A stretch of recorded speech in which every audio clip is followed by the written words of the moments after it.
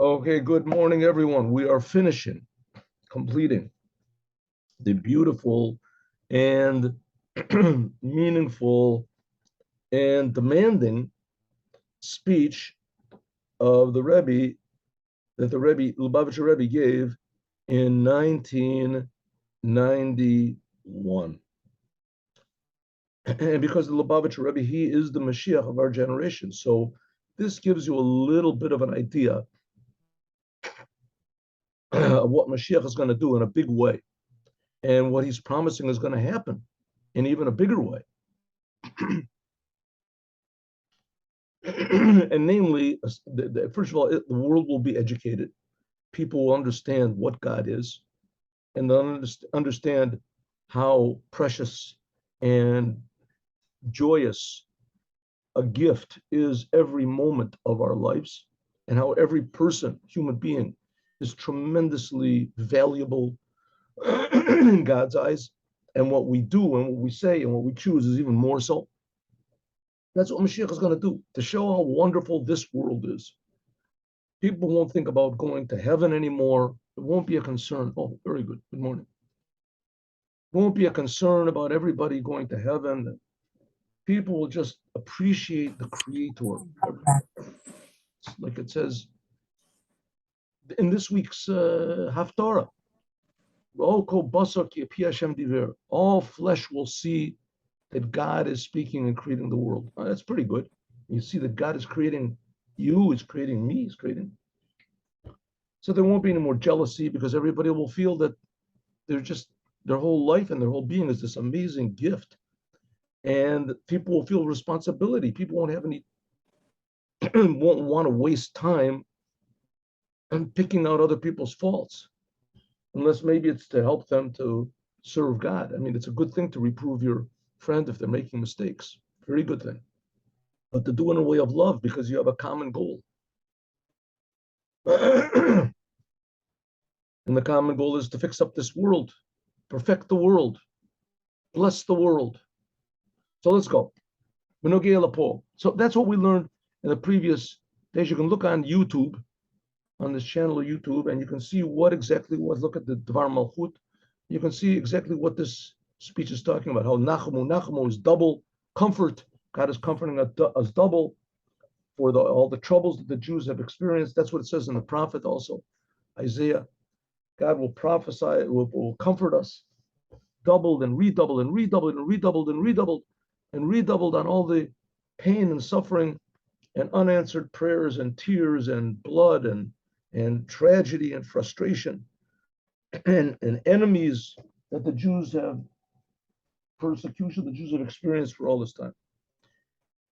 And also all the stupidity that the Jews have brought on themselves, right? But on the other hand, you can't really blame them after all this terrible. First of all, God gave us a tremendously powerful, how do you say, selfish impulse to the Jews, stiff-necked people, so they can use it for good, that they'll, when they decide to do good, nothing will move them. Or they can use it for bad, right? As we've seen, the examples for bad stick out. Stick out like a person has whatever it is, a mosquito bite on his neck, a little tiny thing that itches him, wrecks up his whole, right? Everything is itching, a little tiny problem. And the same thing is when Jews do bad, so that really sticks out. Everybody sees it. When they do good, it's not such a big deal. What do you expect? That's what they were supposed to do. Says the Rebbe, I'm going to activate all the Jews and fix up the whole world. Let's talk about what we should actually do. Right? Enough wonderful philosophies and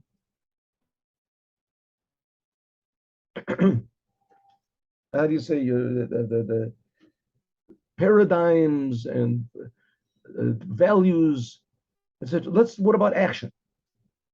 First of all, because we are right on the edge of the total redemption and the total and complete and true redemption. That in which all of the matters of the world will be bli gavul, there will be infinite. What does it mean, infinite? God is creating us.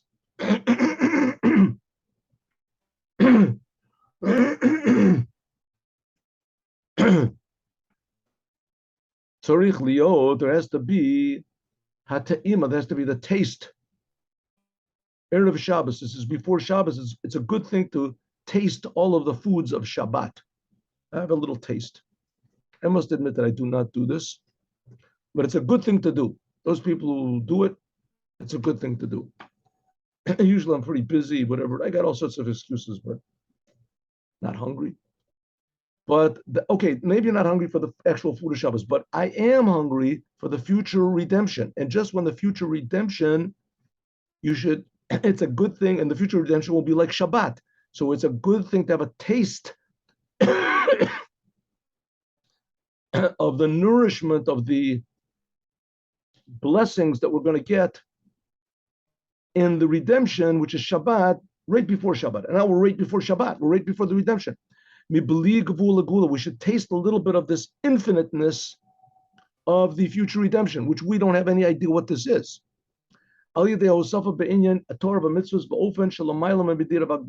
is above any limitation. Maybe I can give you an example. I don't want to, this is so true, but let's say, for instance, a person has $1 million. That's pretty good. You have $1 million, you have $1 billion. Let's say a person has a child they really love. Love. I don't know if people understand what love is today, but let's say love. People nowadays, they don't want to have children. They don't want to get married. They want to change their sex. They want to do all sorts of things. What is true love? True love means love that you see something valuable in the other person, which is above any other value. Right? You love money. Who doesn't love money? Money is good. But let's say you have, God forbid, you have a child that's in prison, unjustly, right? And you can get him out. Right? Who would not give up all their money for a thing like that? You have all your money, and to have that child back, loving the love between a child and his parents, the parents and a child, there's absolutely nothing comparable to it. I can't understand these people. They want abortions, they want this. Okay, they have to be. The fact is that hidden within this child that goes to the bathroom and he makes trouble, but there's a tremendous love which is unlimited. This tremendous love is worth more than money. It's worth more than anything. It's worth it. That's an example, a small example, what infinity is. Infinity is to feel this love. Now, also the same thing, this love for a child, it can really only be really, truly expressed when the child is here with us alive. Not necessarily. You can love somebody even when they're dead, even when they're not here physically. This, by the way, what I'm saying now is an idea from Professor Viktor Frankl. He brings this up in his psychiatry, but it's really true. So it's an example of, but where is it really expressed? When the person is really physical, it's really here, physical person. But the same thing, the love of God to us, feeling infinity, not only to the Jewish people, to the whole entire world. It's infinite, but it can only be expressed really in the physical world.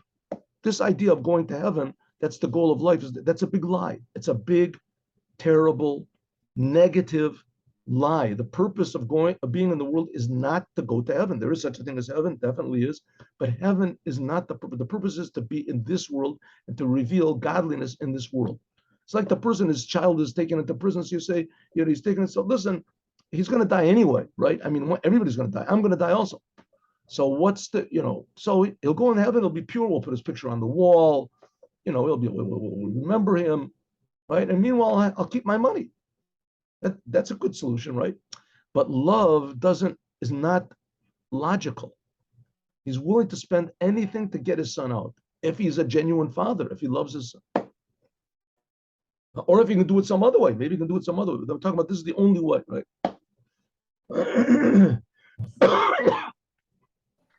In the future, we're going to see God's love in everything and everyone. Okay, how do we reveal this? Like the Safa B'inyan Torah mitzvahs, by us adding on Torah and the commandments in a way which is above doing any limitation. Torah and commandments itself are unlimited, which we don't see, but that's the fact. They're directly from God. And not only that, are they unlimited, even if you do a little bit, but we should... Jews, we're talking about Jews here. It all depends on the Jews. The Jews, if the non-Jews all, return back, then maybe they can convince the Jews to do it. I don't know how it's going to be. I mean, maybe that's the only way it's going to happen. But the fact is, the whole thing depends on the Jews. And the Jews then will fix up the whole world. The whole world will be blessed, but the Jews have to do it first. So the Rebbe is first of all, he's talking to the Jews. So he says, Jews, do Torah, do commandments. When you start doing it, then start doing it with real love. Love which is above any sort of measure. In more detail, Torah, adding on learning Torah, learning in the nighttime. Al hayomim, add time in the nighttime on the days to learn Torah. Now, from now on, the nights get longer. Hein nigla the Torah, whether the revealed Torah, whether the inside of the Torah, the secrets of the Torah, Chassidut, Kolel, including Limud Ayin Yaakov, including there's a book called Ayin Yaakov. A book called Ayin Yaakov. Who wrote this book? I don't know. I don't remember. I have to look and see. But Ayin Yaakov, it says is most of the secrets. It says Agudas. It's got the Agadas of the Torah. The Rov Sodot the Torah and the Genuzimbo, that the majority of the secrets of the Torah are concealed in it. How could I have forgotten this? There's a regular Ayin Yaakov. Who wrote Ayin Yaakov? Maybe we don't know. No, we do know. We do know. Give me 1 minute. Give me 1 minute. I am going to go off of it. 1 second. Yaakov, written by Rabbi Yaakov Chaviv, hundreds of years ago. He somehow or other he got a hold of all the versions of the what's called the proper versions of the Agadas of the Torah. The Agada, which is in the Talmud, in this, that the majority of the secrets of the Torah are concealed in it. And even more, learning the inside of the Torah. You almost in every synagogue, right, Orthodox synagogue, they have a class in Ayin Yaakov. Huh? If not, you should start it. Part one. Like the rules of the Arizal. That these generations, the last generations, said the Arizal, it is a commandment, it is permissible and a commandment to reveal the secrets of the Torah. And especially after, we're not talking about the Kabbalah club or whatever it's called, the Kabbalah, whatever is the center or something like that. That's just using ideas of Kabbalah and sort of trying to fit them into coaching or something. That's not what we're talking about. The idea of Kabbalah is to love God and do his commandments. That's the whole purpose of Kabbalah, is that we appreciate God more, that we fulfill what it says, Shema Yisrael, Hashem Elokeinu. Shema means to understand. That's the purpose of Kabbalah. So it says, learning about the secrets of the Torah, that makes it possible to see what's valuable and at least understandable about God. Especially after Torah is explained in Chassidut in a way that is relevant to understanding for every single Jew. How you can understand these ideas that previously only great tzaddikim could understand. And you have people like me, everybody, right? You know what's Soviv call me, what's Mamali call me, what's the Tzimtzum, what are the 10 Sfirot, what does it mean, Eteruta de la Tata, Eteruta de la, all these Kabbalistic terms, we can understand it in a more or less day-to-day way. Moshiach is going to fill the world with the knowledge of God that everyone will understand these ideas. It'll be household terms. And especially on the Hosafa Belimud Torah, especially learning about the future redemption. And benigla Torah, whether the revealed Torah or like especially in the book the Rambam, Maimonides. Oh, Shekolel the Maimonides. He's the only one that writes laws about the future redemption. The only one. There's all these different opinions, wonderful opinions, and they're all right. They're all true, right? If they come from genuine rabbis. But what is the actual law? How does it boil down to in law? It says the Rambam, a lot of things we won't know until Mashiach comes. We won't know. Is Elijah the prophet going to come first? Is it going to be afterwards? Is it going to be a war? Those things are, what do you call it, moot. But there's a lot of things that we have to know. Physical laws. The Moshiach is going to be someone who's going to know the Torah. He's going to teach the Torah. He's going to do all the commandments. Going to teach all the commandments. He's going to strengthen Judaism. He's going to fight wars against anyone who weakens Judaism, etc. Eventually, he'll build the third temple.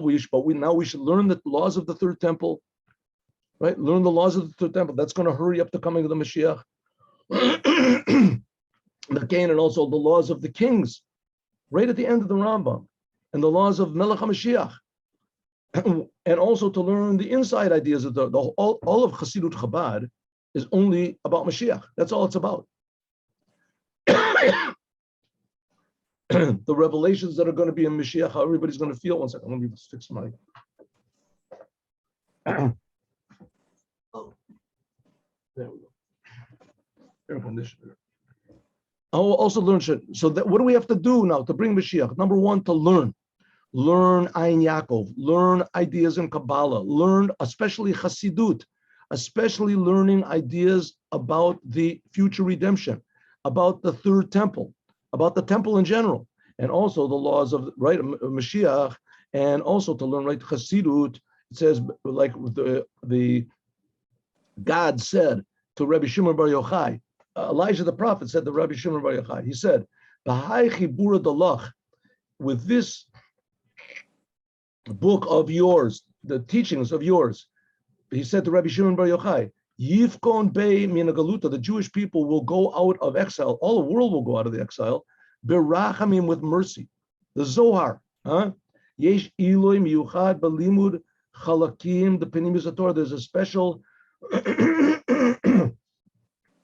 a special charm, right, to learn the ideas of the inside of the Torah that bring, especially anything you learn is good, but especially if you learn the inside of the Torah, the secrets of the Zohar, Chassidut, especially that explains the ideas of the Zohar, and especially ideas that deal directly with the future redemption. Ma tov, how good it will be that if you learn this with 10 Jews together, the Oskim, and they learn, and Osking B'Torah means you work hard, you ask questions, you find answers.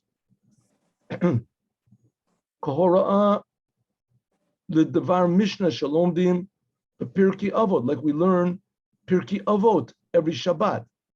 Perek Shlishi. I think that we don't learn Perek Shlishi. This was a speech given by the Rebbe. Maybe it is Perek Shlishi. This is a speech given by the Rebbe 30 years ago. So then maybe it is. Yeah. Anyway, they learn Perek, the third chapter. What's the third chapter of Pirkei Avos? What does it start out? There's also we're learning the third chapter, number 3, that this hints at the third redemption. Ku'ula Shlishi, right? The first one we got out of Egypt, the second one we got out of Babylon, and the third one we're going to get out of this, what's called the exile of Rome. Ubeit HaMikdash HaShlishi, and the third temple. God's going to build a third temple, get out of this third exile. Sha'al Yadam, that by means of this Nasa Nechama B'Kiflaim will be a doubled comfort on the first temple and on the second temple, which we already spoke about before. The Yesh Lahosif, we have to add on also. Learning, okay, so what did the Rebbe say? Learning Torah, learning Chassidut, learning about the redemption, learning about Mashiach. I mean, you should know that there's like 2.5 billion people that have this religion where they believe this guy is the Mashiach and they're waiting for the Mashiach, and they have absolutely no idea what they're waiting for. Absolutely no. Ask any one of them. They don't know. We'll know when he comes. We'll know when he comes. That's ridiculous. The Rambam says clearly that it is a command. This is a law, a Jewish law. It is a commandment to believe in Mashiach and wait for him. And then he says what to wait for. He gives the criteria. So you have to be looking for somebody who has these criteria and say, this guy is going to save the whole world. Right? I mean, I am convinced 100% that this is Lubavitcher Rebbe. You find somebody else, okay, whoever you find, but you have to find somebody. There has to be somebody, and be sure he has all these qualifications. If he's got all the qualifications, then this is the man we've been waiting for. And then you have to follow his orders. So that's why it's so necessary to learn, especially on the Maimonides. You can even look it up online. What is chapter 11 of the Laws of Kings from the Rambam? 11, 12. Really, it starts a little earlier than that, because it's chapter 9, where he talks about the 7 Noahide commandments, which that's what the non-Jews are supposed to be doing instead of these ridiculous things that they are believing in. Okay, Yud Beis. So we're learning the third chapter, the third temple, the third redemption. And we can also add learning something which is very, very relevant to the future redemption in this third chapter of Pirkei Avot. And it says, Yistakal b'shlosh dvarim. Remember, we learned about this in the past. You must look at 3 things and you won't come to do a sin. It says, where you come from, where you're going, who's going to judge you. But the Rebbe says that You know it's three things. It's you can see the three things afterwards. This is a special teaching. A Jewish person always has to look at three things. Remember what the three things are. A person, everyone, every human being, you have to always be looking at three things, and you won't come to do mistakes. One thing is yourself, other thing is God, and the other thing is the world.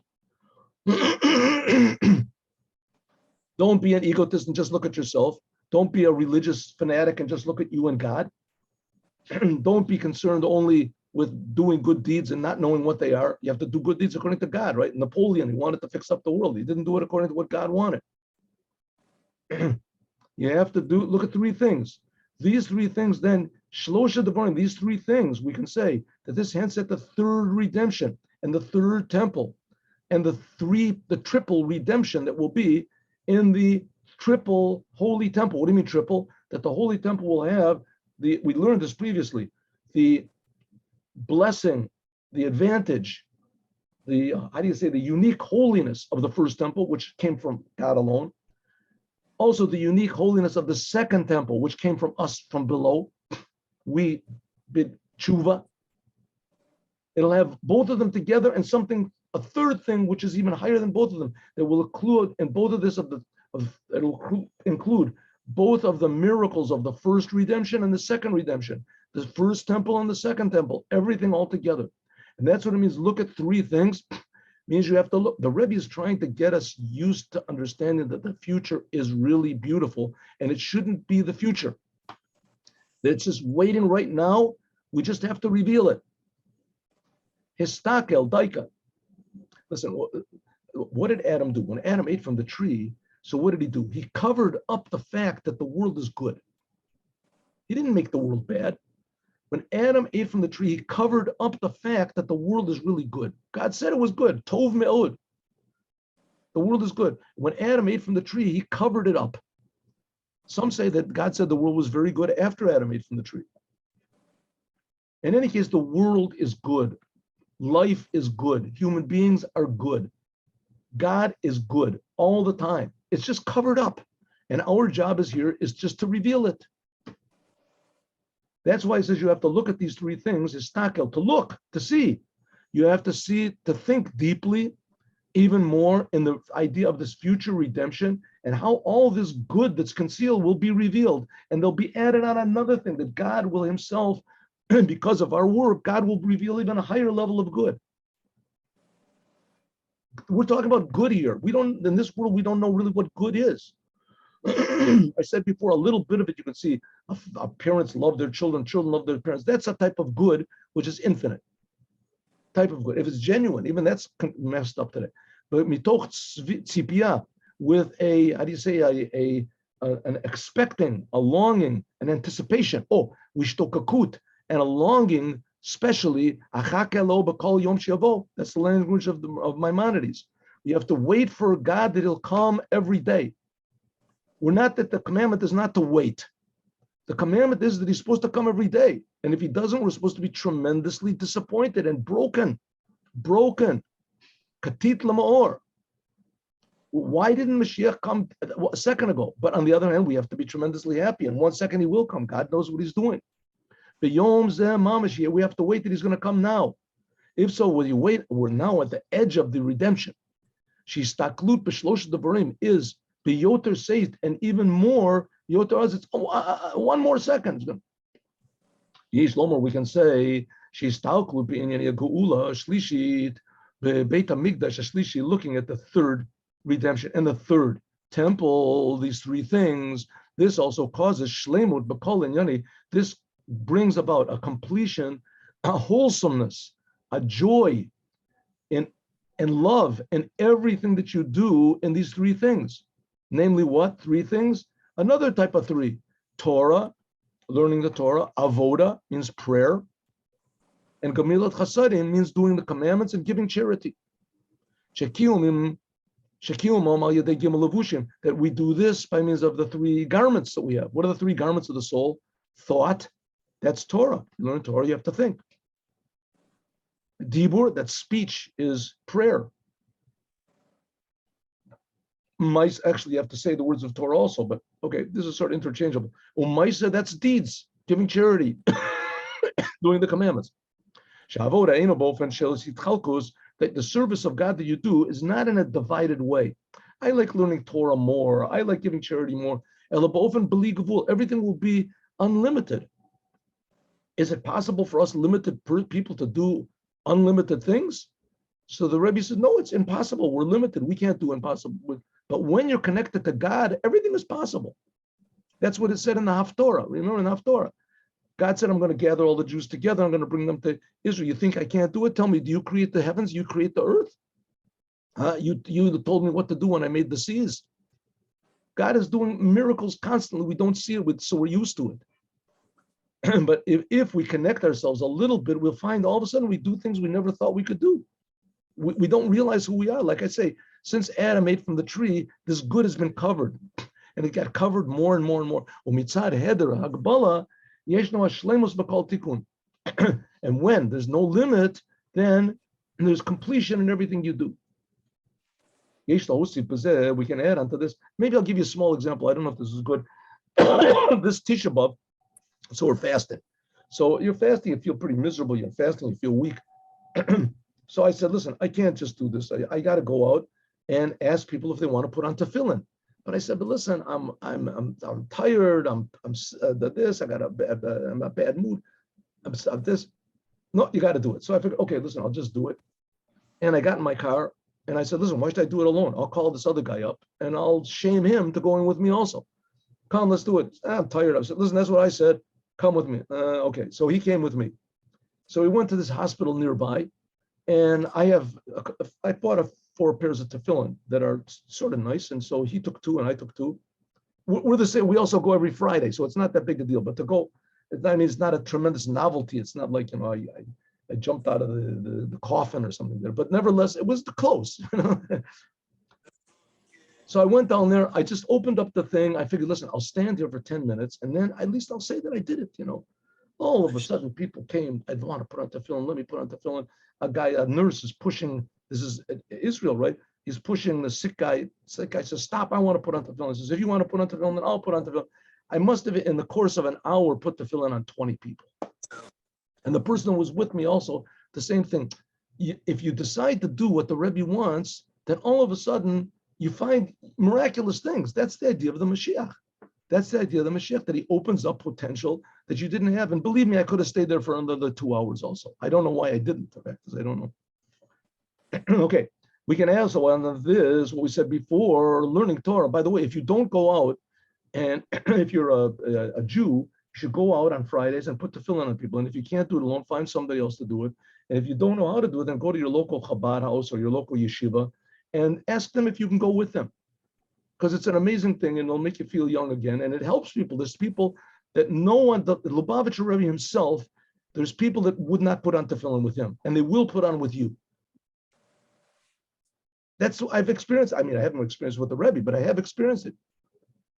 Right? Some people that you've asked, some people have to be asked 5 times, some 10 times, 1,000 times. You're the 1,000th guy. You're asked them to put on tefillin, to put on. And putting on tefillin is so tremendously valuable and precious that you're actually bringing blessing into the whole world. So that's what it says. Also, to look at these 3 things, Shlosha Dvarim, this hints at Torah, also the Torah.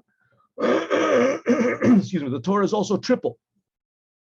Or Orientalitai, Torah and the 5 books of Moses and the prophets and the writings. Especially Torah Chadasha, the new Torah that's going to come from God in the 3rd redemption. What does that mean? That we'll feel the godliness in the Torah that we have now. It'll be like new. Shahachanal is that the preparation for this will be by us learning more Torah, unlimited, now, especially from the 15th day of and onward, like we said, because the nights get longer. According to this, now we can explain what it says in the Mishnah. Look at 3 things, and which is learned in this is the Shabbat, and the day after Shabbat, 15th of Av, and on the Shabbat, which comes the day after. I'm sorry, the day after. Today is the 15th of Av. Even though that on the 15th day of Av, everybody decides to add on learning Torah. Nevertheless, on Shabbat, which comes afterwards, you have to look another time at your decision. and your resolution to add even more learning Torah. And if you don't learn Torah at all, then learn Torah every day for a minute. And then the next day add for a minute and a half, maybe 5 minutes and 10 minutes, and you'll find that it's juicy, it's good. But often kaful in a double way.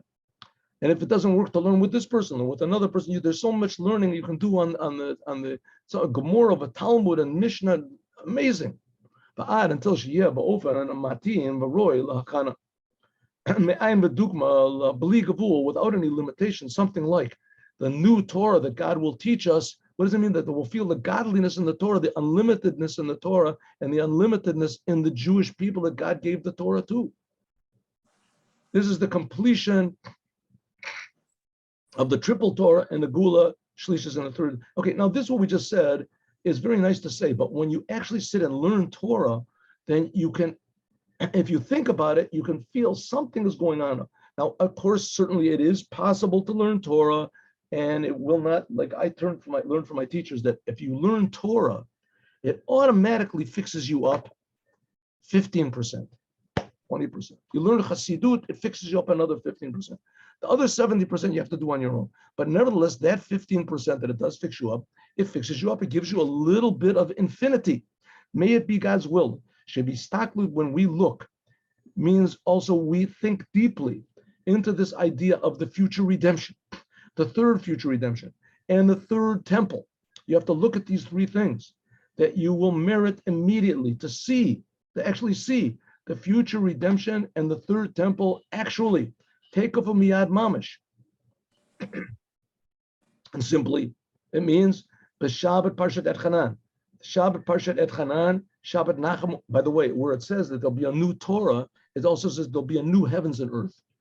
Shemayim Chadashim Ve'eretz Chadasha. It says there'll be a new heavens and earth. But there's going to be new heavens and earth where the trees are going to grow up upside down. What does it mean? It means that we're going to see the novelty of the world. We're going to see the freshness and the miracle of creation. One second. I have a note over here. Will there be physical pain and illness as soon as listen, the fact of the matter is, it says that in the raising of the dead, there's a sentence that says in the raising of the dead, it says, what's it say? Ani Hashem, mechatzti v'ani arpa, no. Ani amis v'yechiyeh, mechatzti v'ani arpa. It's a sentence in Hazinu. Ani memis v'yechiyeh, mechatzti v'arpa. God said, I make people die and they come back to life. I will bring them back to life. I made people sick and I will bring them to health. So according to some opinions, it says that everyone will raise up from the dead with the diseases they had that they died from. That's pretty bizarre, but that's what it says. What can you do? It says, right? I kill, God said, I kill and I bring back to life. And then after that, it says, machatzti, I made sick, and I will make healthy. So people will raise up in their diseases, and maybe for a second, I don't know. That's what it says. The Rambam doesn't say, it's not according to law, but will people wake up? We'll have to wait and see. I don't know. If it was up to me, no, there wouldn't be any pain. But it's not up to me. So we'll see what happens. In any case, it's going to be good. Whatever it'll be, will be good. Okay. It says that everybody will be healthy. The Rebbe said we'll have to have doctors. What are the doctors going to do? The doctors are going to have to convince people that they're healthy. People won't want to believe it, that they're healthy. That's in the days of the Moshiach. That's before the raising of the dead. Ubapratos, the pashtos, simply on Shabbos Parshas Ve'eschanan, Shabbos Nachamu, before we begin reading the Torah and Mincha. After this, what's the next Torah portion? Ekev. Ekev Tishmun means, since you will listen to my commandments. The word Ekev also means the heels. Sheshayach b'miyuchad, it's especially now that we are the Ekev, the heels, refers to the last of the days of exile. Ikvas the Mashiach. That then Vadai Tishmaun, then certainly you will understand, you will feel, Ushamartim Vasitim, and you will observe and you will do. You will avoid the prohibitions and you will do what God wants, the commandments. All the things of Torah and commandments, thought, speech, and action. Mekayamim. Mekayimim bakashat Moshe, and then there will be fulfilled the request of Moses that Moses was the first redeemer, took us out of Egypt. He invented the whole thing of redemption. He was the leader, and he'll be the, not he invented, of course, God invented it, but he led us out of Egypt, and he will be the one that leads us out of the exile. And like we said before, of course, Moses was from the tribe of Levi, and the Mashiach will be from the tribe of Yehuda, but the Mashiach will have a spark of Moshe. Mashiach will be a teacher and a king. That he's a teacher, that'll be like from Moses. And that he's a king is from David, Malchut Yisrael. Avrana Beret, like Moses said, let me go, please, and I will see this good land, this good mountain, Jerusalem, Alavonon, based on Mikdash, that's what Rashi says. That Moshe Rabbeinu and all of his generation, and all the Jewish people and all the generations, all these dead people, Yacharim B'nai Yisrael, with all the Jewish people in our generation, with our children, our elders, our sons, our daughters, tremendous love. The leader of our generation at the head. The Rebbe always insisted that the previous Lubavitcher Rebbe is the Moshiach, and he's just an extension of the previous Mabud. Boim will come, and they'll come to the land of Israel, into Jerusalem, into the holy temple, into the holy city, the holy mountain, into the holy house, Beit HaMikdash, the Shlishi. There we will all be happy. Chogegim Sham Simchas Geula, the happiness of the future redemption. Mitoch Simcha Gadol of Yetera, mitoch a tremendous joy, Gam b'yachas l'simchas beis hasheva, even more than the joy of the holiday of Sukkot. That back in when there was the Holy Temple, it said that there was no happiness. People, one who did not see the happiness in the Simchat Beit HaSheva never saw happiness in his life. 1 second, we have a question here. What do you mean? The Rebbe said, the question, I don't know if you can see this. I don't know what everybody sees, what I see. The Rebbe said that in the future, everybody will be healthy. So he said, well, what do you need doctors for? So you'll have to have doctors to convince people that they're healthy. People are like to be sick. Being sick is a good thing to some people. Because when there's even people that love to make, there's what hypochondriacs, right? They like to make. The fact of the matter is that the whole world suffers from this, especially the Jews, because we are God's people and we are the sons of God, and we make believe that we're not. That's sick. That's sick, right? Like these people nowadays, a man pretends that he's a woman, that's sick. A Jew pretends that he's normal, that's sick. A human being pretends he's an animal, that's even more sick, right? That's even more sick. Here we have a whole religion that's based on some guy believes that he's God. Of course, no, you think people don't. Nobody likes pain, health issues. I don't. You don't know any hypochondriacs. And there's people. If a person is sick, he's got excuses for everything. He has no obligations. He feels he has no responsibility. People like to have no responsibility. That's a very bad thing, but that's what people like, right? Take it easy. Now, the Rebbe, for instance, was very against retirement. Because retirement, you got no responsibility. You don't have to wake up in the morning. People, retirement, that's the best thing in the world. You get the, welfare or whatever it is, and you just sit at home, you can go golfing, do whatever you want to. And that kills people. People don't like it, right? People don't like it. But on the other hand, and people don't benefit. On the other hand, who doesn't want to be free? People want to be free. Same thing, sickness. A person is sick, he feels he's free. He's free. I'm sick. I can't do it. I don't know. So Mashiach comes. So it says Mashiach comes as like the Rebbe. The Rebbe is the Mashiach, right? And the Rebbe is trying to tell everybody, come on, go out and do. I can't. I don't want to. I don't believe in it. It's not going to work. Nobody's going to put on tefillin. I don't want to learn Torah. What's this learning Torah? The secrets of the Torah. I don't want to do it. So he says, so you're going to have doctors. In this case, let's say it's the Chabad houses, and telling people, listen, you're really healthy. The fact is, you don't know who you are. Right? The same thing with doctors. People come to the doctor for a checkup. The doctor will say, you're 100% healthy. So, but I feel sick. I don't feel good. I don't feel this. So listen, the fact of the matter is that you're totally healthy. It's all in your mind. Do exercises. There was this guy in Crown Heights. He was very big. Back pain. What was his name? I don't remember. Some Italian name. He was very successful. Now he's taking a fortune. His whole thing is people that have back pain, it's 99%, really, 99% in your head. Because people have back pain, so they don't do exercise, they don't do this, they don't walk, they do this, they have a crane, they have cramps, and they have the kvetches, and they're borching all the time. I can't do it, it hurts me. Please, they get all this attention. Oh, I'm so miskin, you have to help me up the stairs. He says the fact that, and he has ways to do it. I don't know what his ways are. He says all you have to do is exercise. You exercise in proper ways. The worst thing is to do nothing. Don't pay attention to the pain. Of course, he has a way to do it. It's not, it's not half garut. Right? The same thing. Knee pain is also the same thing, right? A lot of it is just the fact that you feel, you put attention to the pain, that makes it worse. Okay, listen, I'm not a doctor. This is not a class for healing, Maybe if you take my advice, if it works, I'll give classes on healing also, but I'm not a doctor, and I'm saying what the Rebbe said. The fact that I also have terrible knee pain, and I know that the less attention that I pay to it, and the more, I rub it or whatever it is, but the less attention that I take, then the next day, all of a sudden, I'm okay. And I do exercises and I do this.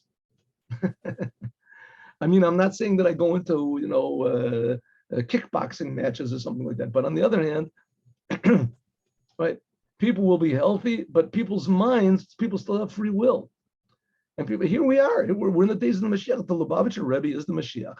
We're in the days of the Moshiach, and people still want to insist, me too. I can't do it. It's too much. I don't know. We pay attention to the bad things. How can you say we're in the days of the Moshiach? This guy died, that guy. It's true, there's bad things.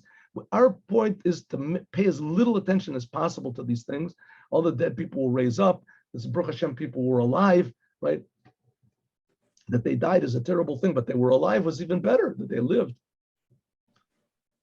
Right? Okay, let's go. If we want to, we'll finish the class, and then I'll go offline and we can talk.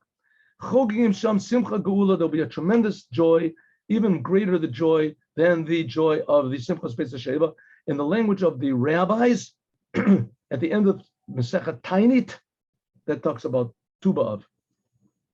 Atira Kodesh Baruch Hu, that God will make a machol, dancing, a big circle dancing with the tzaddikim, and God will sit among them, and each person will show with his finger, it says in the Mishnah, and say, everyone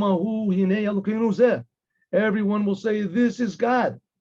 Kivinu, we waited for him. How this is going to be, I mean, what does it mean? God's going to sit, God's up. What does this mean? We'll see. Right? God spoke to Abraham. Yes, he spoke to the Jews of Mount Sinai. Yes, they saw God. Yes, it says panim b'panim. It's this week's Torah portion. They saw God face to face. Well, God is a face. That's what it says in the Torah. We don't understand it, but we will understand it. It says, this is the God, Yoshienu, he saved us. Kivinu, I'm sorry. Kivinu, we waited for him. The Yoshienu, and he saved us. It says in the Mishnah, Zeh Hashem Kivinu, this is the God that we waited for. Negila, we will be happy. And Nisvacha, and we will rejoice. Yeshua soy in his salvation. God will fix up the whole world. That's pretty good. On the other hand, the world will still be a world. It won't be that everybody's going to be floating and that they'll be all, just transparent and things like that. The world will be a regular world, and exactly the opposite. It'll be more of a world. The world will be truly meaningful. The world will be the way God wanted it to be when he created it. He wants there to be a world, and he wants the world to be what it is. But that we should see the godliness and everything. That's what it means, a new world. Okay, my friends. Oh, let's do the Yom Yom, and then we'll talk if you want to. 1 second.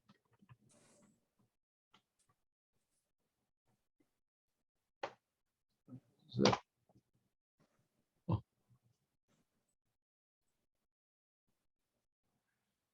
From my father's house, the superior quality of the 15th day of Av, when the moon is full, is better than the 15th day of every other month, when the moon is full every month.